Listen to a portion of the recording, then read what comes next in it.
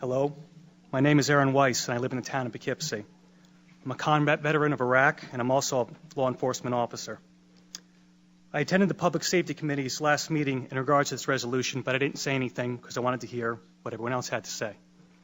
And I heard some shocking things from some people and some legislators. They said that it took a lot of courage to pass this SAFE Act. Apparently, my definition of courage differs from yours. You see, if it was really so courageous a bill and it took so much courage to pass it, then why was it done in the middle of the night when no one could see it or read it? That's not courage. That's a mafia-style sit-down to divvy up what's good for the bosses. Courage is taking the right and true course of action, not the politically expedient one. And anyone who is proud of this law must also be proud of the Patriot Act, the TSA, imprisoning Japanese citizens in World War II, since all these actions were spurred on by emotional fear and rammed through in the name of public safety. Another issue is the insistence of certain people to stand on the graves of dead children and challenge those that disagree to say it to the parents' faces. Well, I, for one, will pick up that gauntlet. First off, why is dead children your battle cry? You didn't say anything about the hundreds of Chicago children being killed, and for some reason you only scream when it happens to wealthy white ones.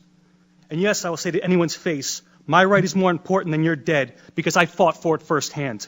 I washed the blood of my friends out of my Humvee, and I picked up their mangled bodies, and I fought day in and day out. I did more things that you people can't imagine. So yeah, my right trumps your dead. I earned it in blood. I gave up a lot for this country, including my youth, and better men than me gave up a whole lot more, so that all you, myself included, could enjoy the rights that are guaranteed to us in our Constitution and Bill of Rights.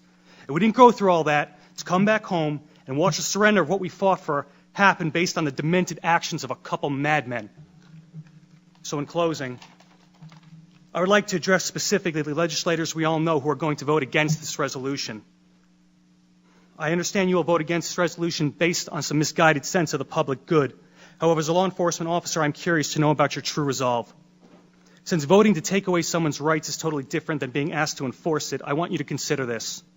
If you support the SAFE Act so wholeheartedly, are you willing to stand with law enforcement members and lead from the front to enforcement? And what I mean by that is if a constituent of yours feels so alienated by this law and the manner in which it was passed that they refuse to comply with it, are you willing to stack up on their front door and go in first? I bet if a clause was in this bill that required you, the elected leadership, our elected leaders, to go in the door first, I bet you would not be so steadfast.